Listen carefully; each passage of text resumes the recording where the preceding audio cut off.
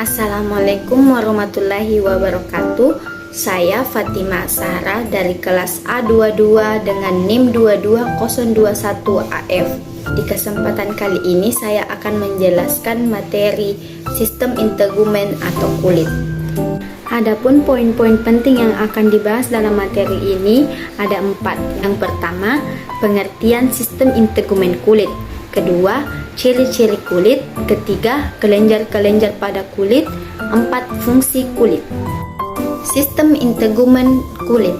Sistem integumen adalah sistem organ yang membedakan, memisahkan, melindungi, dan menginformasikan hewan terhadap lingkungan sekitarnya.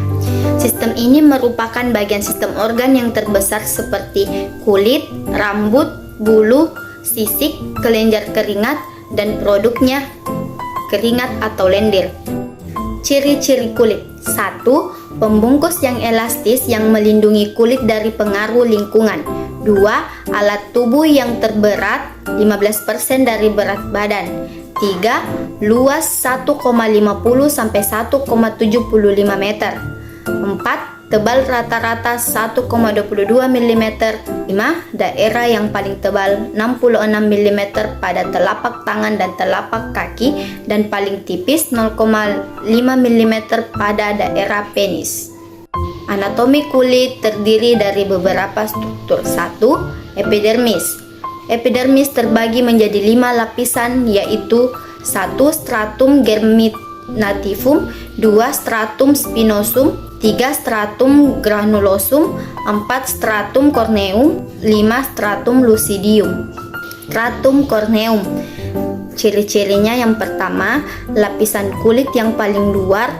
2. Terdiri dari beberapa lapisan sel-sel gepeng yang mati. 3. Tidak berinti.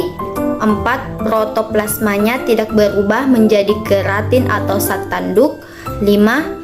Terdiri dari 15-30 lapisan sel keratin. Stratum lucidum. 1. Terdapat langsung di bawah lapisan corneum. 2. Lapisan sel terang. 3. Lapisan sel gepeng tanpa inti. 4. Protoplasma yang berubah menjadi protein atau elerdin. 5. Hanya ada pada kulit yang tebal, tampak lebih jelas di telapak tangan dan kaki. Stratum spinosum. 1. Terdiri dari 5-8 lapisan. 2. Lapisan yang paling tebal 0,2 mm. 3. Sel berbentuk poligonal yang besarnya berbeda-beda karena adanya proses mitosis. 4. Terdapat sel Langerhans. 5. Lapisan ini memproduksi keratin. 6. Keratin merupakan protein yang tidak larut air sampai menjaga kelembapan kulit. Stratum basalis. 1. Lapisan epidermis yang paling dalam berkontak dengan dermis. 2. Terdiri atas sel-sel berbentuk kubus atau kolumnar. 3. Terdiri dari sel pembentuk melanin yang mengandung pigmen. 4. Sel-sel basal mengadakan mitosis dan berfungsi reproduktif. Stratum granulosum. 1. Terdiri dari 2-3 lapisan sel gepeng. 2. Graini atau lapisan butir padi. 3. Sitoplasma berbutir kasar atau keratohyalin. Terdapat inti diantaranya. 4. Juga tampak lebih jelas di telapak tangan dan kaki. 2. Dermis atau corium. Dermis merupakan lapisan di bawah epidermis yang terdiri dari jaringan ikat yang terdiri dari 2 lapisan pars parillaris. Terdiri dari sel fibroblasts yang memproduksi kolagen dan reticularis yang terdapat banyak pembuluh darah, limfe, dan akar rambut, kelenjar keringat, dan kelenjar sebaceus. Adapun struktur lapisan dermis atau corium cutis very through skin. Yang pertama, berisi 3 jenis jaringan, kolagen, dan serat elastis otot saraf. 2. Mendapat suplai darah dan saraf. 3. Lapisan di bawah epidermis yang jauh lebih tebal daripada epidermis. 4. Sensori aparatus, sentuhan, tekanan, temperatur, nyeri. 5. Terdiri dari 2 bagian. Yang pertama, pars papillare, bagian yang menonjol ke epidermis berisi ujung serabut saraf dan pembuluh darah. Yang kedua, pars reticulare, banyak mengandung jaringan ikat, folikel rambut, pembuluh darah, saraf, dan kolagen. 3. Jaringan subkutan atau hipodermis. Jaringan ini merupakan lapisan terdalam yang banyak mengandung sel liposit yang menghasilkan banyak lemak, dan jaringan ini merupakan jaringan adipose sebagai bantalan antara kulit dan struktur internal seperti otot dan tulang. Fungsinya ada 3. Yang pertama, sebagai mobilitas kulit, perubahan kontur tubuh, dan penyekatan panas. Kedua, sebagai bantalan terhadap trauma. Ketiga, tempat penumpukan energi. Jaringan hipodermis terdapat 4 bagian. Yang pertama, folikel lembut. Kedua, jaringan lemak. Ketiga, kelenjar keringat. Keempat, jaringan penghubung. Melanocytes. 1. Mampu memproduksi pigmen coklat dan melamin. 2. Melamin dapat menyerap sinar ultraviolet. Ketiga, sinar ultraviolet link berisi energi tinggi foton yang dapat merusak DNA sampai mutasi. Keempat, melamin dapat mencegah kerusakan DNA, membantu mencegah kanker kulit. Struktur aksesoris kulit. Kelenjar pada kulit terdiri dari kelenjar keringat dan kelenjar sebaceous atau kelenjar minyak. Dan kelenjar keringat terdiri atas 1. Kelenjar ekrin, 2. Kelenjar apokrin. Kelenjar pada kulit ada 2. Yang pertama, kelenjar sebase. Kelenjar ini berfungsi mengontrol sekresi minyak ke dalam ruang antara folikel rambut dan batang rambut yang akan melumasi rambut sehingga menjadi halus, lentur, dan lunak. Yang kedua, kelenjar keringat. Kelenjar ini diklasifikasikan menjadi 2, yaitu pertama, kelenjar ekrin terdapat di semua kulit, melepaskan keringat sebagai reaksi peningkatan suhu lingkungan dan suhu tubuh.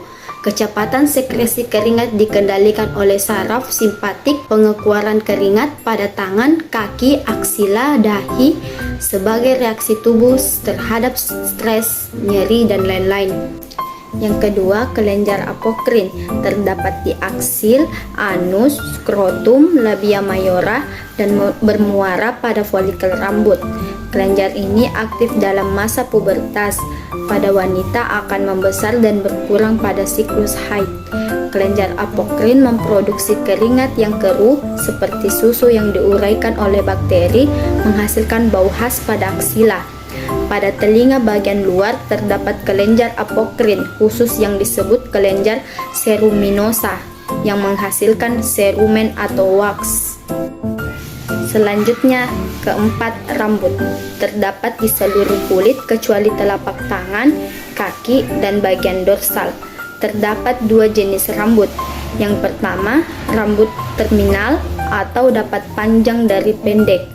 Kedua, rambut falus atau pendek, halus, dan lembut. Kelima, kuku. Permukaan dorsal, ujung distal jari, tangan, atau kaki terdapat lempeng keratin yang keras dan transparan tumbuh dari akar yang disebut kutikula. Berfungsi mengangkat benda-benda kecil. Pertumbuhan rata-rata 0,1 mm per hari. Pembaruan total kuku jari tangan 170 hari dan kuku kaki 12-18 bulan. Fungsi kulit ada 5. Yang pertama, sebagai proteksi. Masuknya benda-benda dari luar atau benda asing, infeksi bakteri. Melindungi dari trauma yang terus-menerus, mencegah keluarnya cairan yang berlebihan dari tubuh, menyerang berbagai senyawa lipid, vitamin A dan D yang larut lemak. Memproduksi melanin, mencegah kerusakan kulit dari sinar UV. Kedua, pengontrol atau pengatur suhu. Vasokonstruksi pada suhu dingin dan dilandasi pada kondisi panas, peredaran darah meningkatkan, terjadi penguapan keringat. Ketiga, sensibilitas. Menghindari suhu, rasa nyeri, sentuhan, dan rabaan. 4. Keseimbangan air.